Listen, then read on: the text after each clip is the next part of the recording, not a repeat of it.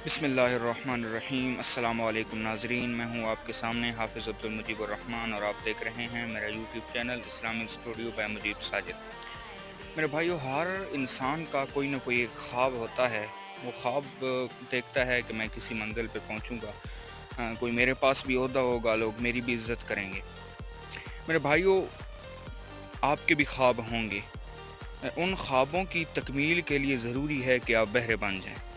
लोग जो भी कहते हैं ना, आप उस पे अपने कान ना धरें।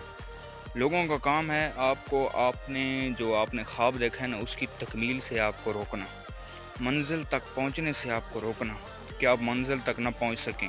अगर आपने मंजिल हासिल करनी है और जो ख्वाब आपने देख रखे हैं उनकी अगर आप तकमील चाहते हैं, तो ये ज़रूरी है कि आप बहरे बन जाएं। मौलाना रूमी कहते हैं कि बहरे हो जाओ।